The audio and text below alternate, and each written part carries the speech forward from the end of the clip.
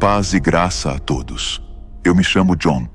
Hoje compartilharei com vocês uma explicação chocante de Juízes 19, onde uma mulher foi repartida em 12 pedaços e distribuída por Jebus. Vou compartilhar minhas opiniões sinceras sobre essa história. Então, deixe-me fazer uma pergunta. Por que você deveria dedicar seu tempo a esta história da Bíblia? Juízes 19. Não é apenas uma história antiga. É um retrato vívido de uma sociedade que estava com o coração longe do Deus vivo. As escolhas, os costumes imorais e depravados que essa sociedade escolheu viver, mostram o quão grande pode ser o abandono à vida. Se você compreender a explicação que mostrarei nessa história de Juízes 19, uma fonte de riqueza se abrirá em sua vida. Não falo de riqueza material. Falo de algo muito mais valioso. Este é o momento em que a palavra do Deus eterno se torna um espelho para a nossa própria vida, levando-nos a refletir sobre como lidamos com questões éticas e morais. A primeira linha de Juízes 19 afirma que não havia lei em Israel.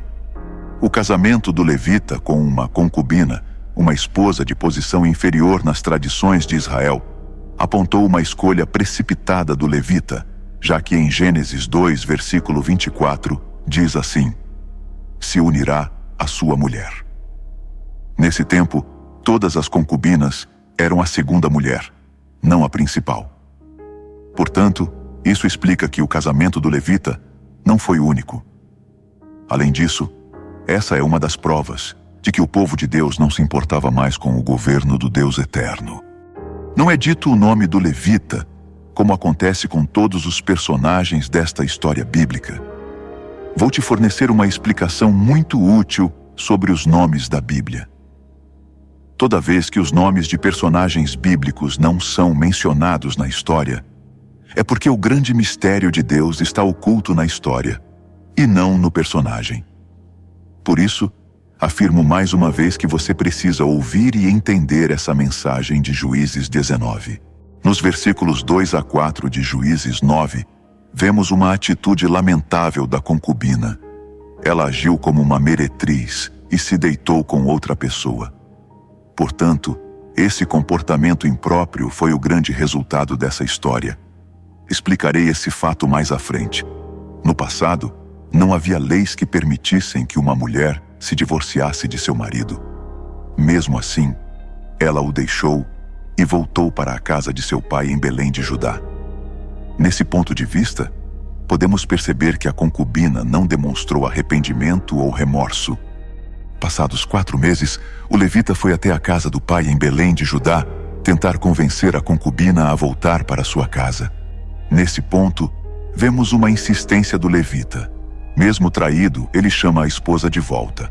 O pai da concubina ficou feliz em vê-lo e deu-lhe uma recepção calorosa, como era de costume no Antigo Oriente. Chamo sua atenção para tentar desvendar profeticamente quem seria o levita nessa passagem. Aquele que foi traído, mas mesmo assim, declarou seu amor. Capítulos de 5 a 9, logo pela manhã do 4º dia, o levita estava ansioso para seguir viagem, mas o pai da concubina o deteve com mais ofertas de hospitalidade, as quais seria grosseiro rejeitar. Consequentemente, o levita ficou mais uma noite. No dia seguinte, o pai da concubina insistiu em mais hospitalidade e o levita tentava ir embora. Nesse ponto da história, vemos uma luta travada entre aquele que gerou a concubina e o levita. Mas o ponto mais intrigante é que a concubina sequer aparece na cena.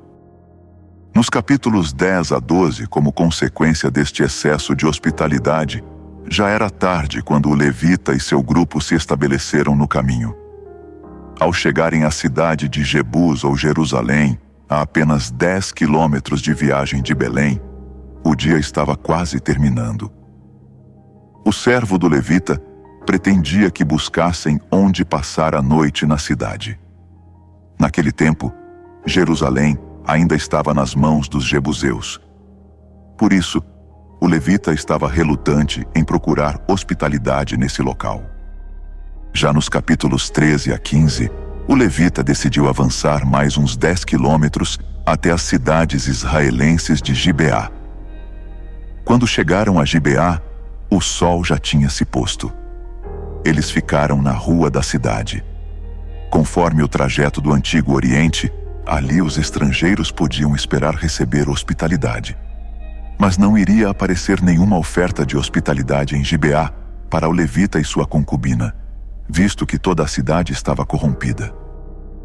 Os habitantes de Gibeá tornaram-se depravados e imorais depois que se desviaram dos caminhos de Deus.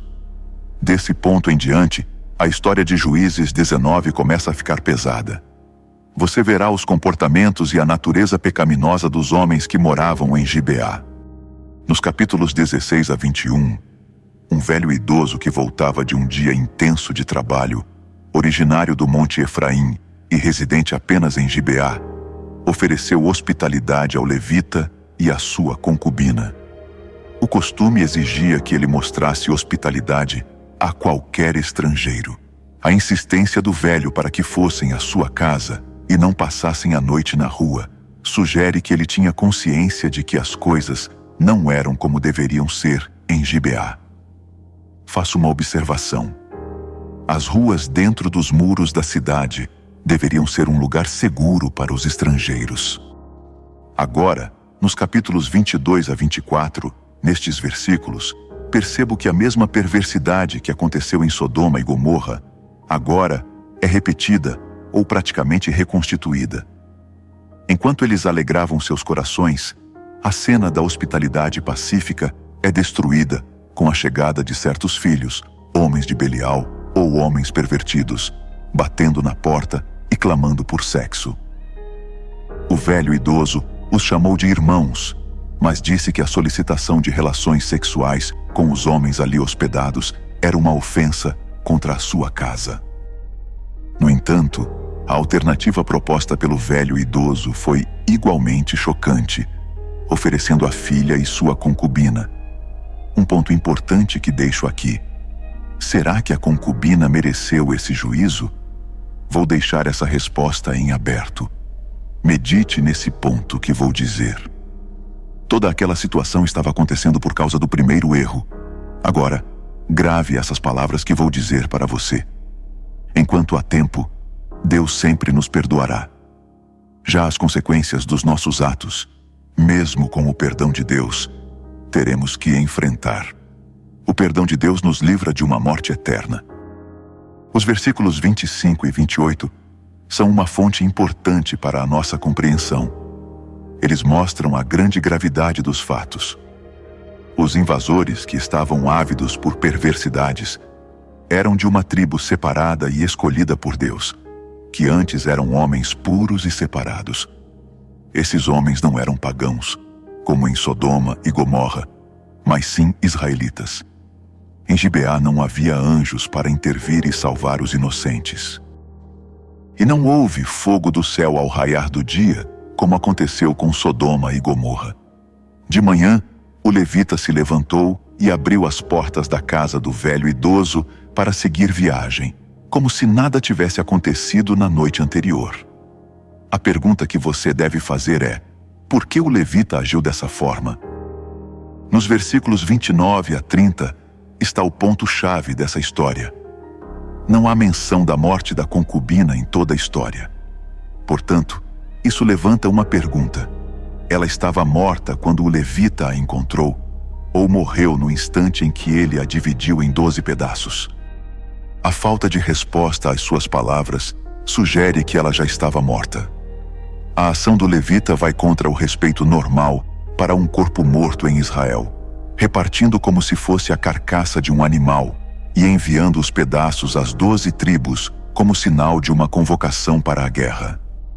Esse detalhe é semelhante a 1 Samuel 11, versículo 7, em que Saul cortou um par de bois em 12 partes e as distribuiu entre as tribos, mostrando que este ato incluía uma maldição implícita.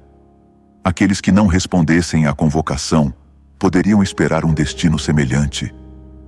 Todos os que viram a horrível mensagem concordaram que tal ultraje exigia uma resposta de guerra contra a tribo de Benjamim. Esses foram os fatos da passagem de Juízes 19. Espero que tenha compreendido essa história bíblica, que traz muitos pontos de reflexão e ensinamentos. Você gostaria de ouvir como foi essa história na Bíblia?